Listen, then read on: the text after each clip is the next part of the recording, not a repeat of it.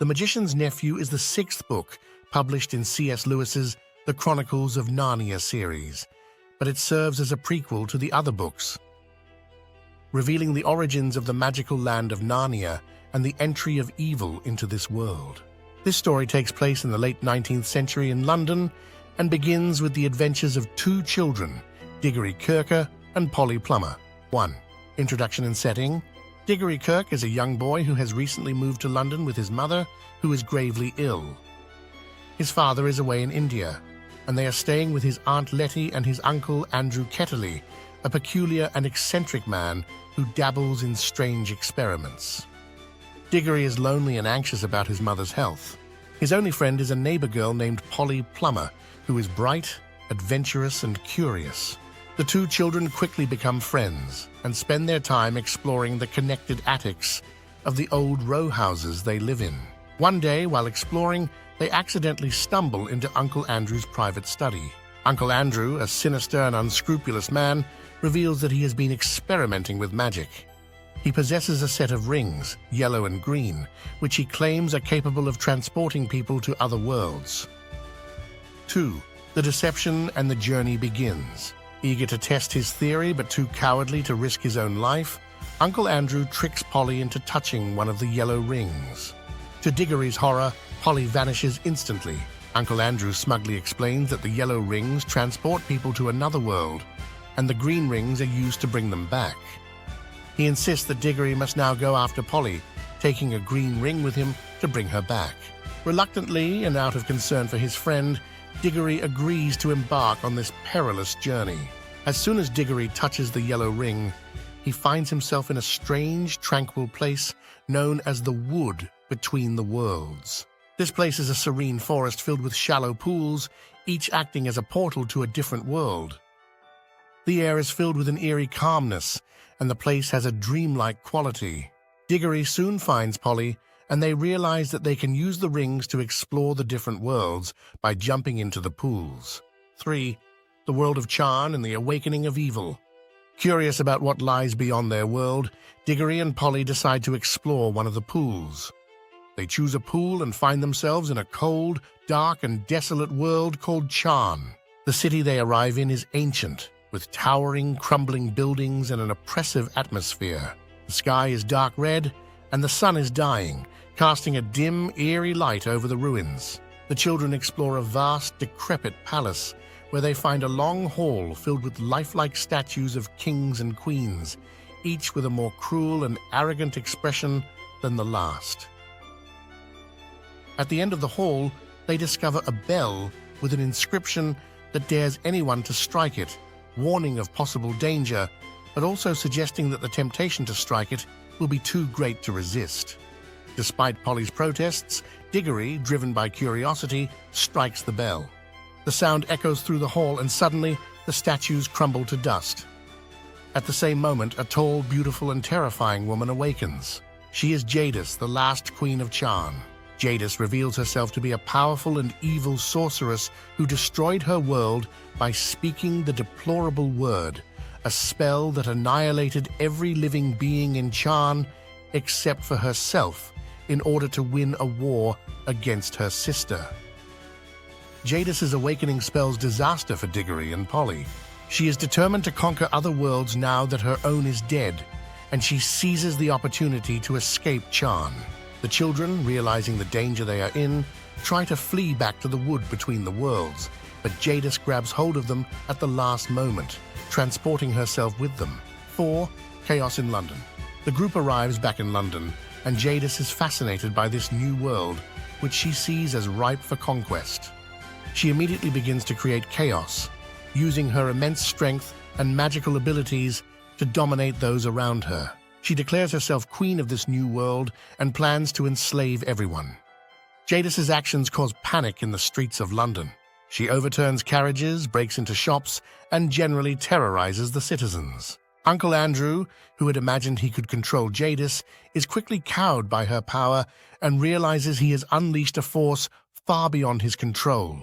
Desperate to stop the havoc and return Jadis to her world, Digory and Polly decide they must get rid of her. They trick her into touching one of the yellow rings, and along with Uncle Andrew, the children, and a London cab driver named Frank, who was caught up in the confusion, they are all transported to the wood between the worlds. 5. The Birth of Narnia. From the wood between the worlds, the group accidentally enters a new, dark, and empty world. There is nothing but blackness all around them. However, they soon hear a deep, beautiful voice singing a song that fills the darkness. The voice belongs to Aslan, a majestic and powerful lion, who is creating a new world with his song. As Aslan sings, stars appear in the sky, and the land begins to take shape. Mountains rise, rivers flow, and plants and animals come to life. The world is filled with vibrant colors and sounds, and the children realize they are witnessing the birth of a new land, Narnia. Aslan's creation is a wondrous event, full of beauty, magic, and life. The newly created animals begin to speak, and Aslan breathes life into Narnia, filling it with joy and wonder. However, Aslan is aware of the evil that has entered this new world in the form of Jadis. Although she is currently powerless, Aslan knows that she will pose a threat to Narnia in the future. 6. The mission to protect Narnia. Aslan speaks to Digory, explaining that Jadis's presence in Narnia has introduced a potential danger to this new world. However, there is a way to protect Narnia from her influence. Aslan instructs Digory to travel to a distant garden and retrieve an apple from a special tree. This apple will be used to plant a tree in Narnia that will protect the land from Jadis for many years. Aslan provides Digory with a flying horse named Fledge, who was once the cab driver's horse, Strawberry, but was transformed by Aslan to help with this mission. Digory and Polly, riding on Fledge's back, embark on a journey across the beautiful and newly formed land of Narnia. They fly over vast forests, rivers, and mountains, marveling at the splendor of this fresh, untarnished world. 7. The Garden and the Temptation. After a long journey, they reach the garden, which is surrounded by high walls with a single gate. The gate bears an inscription that warns against taking the fruit for oneself, emphasizing that the fruit must be taken only for a noble purpose. Digory enters the garden and finds a tree bearing silver apples. As he picks one apple for the tree in Narnia, he is tempted to take another apple for his dying mother, believing that it could cure her. At this moment, Digory is faced with a moral dilemma. The apple's allure is strong, and Digory is torn between his desire to help his mother and his duty to obey Aslan's instructions. However, he resists the temptation, deciding that it would be wrong to disobey Aslan's command. As he leaves the garden, Digory encounters Jadis, who has already stolen and eaten one of the apples.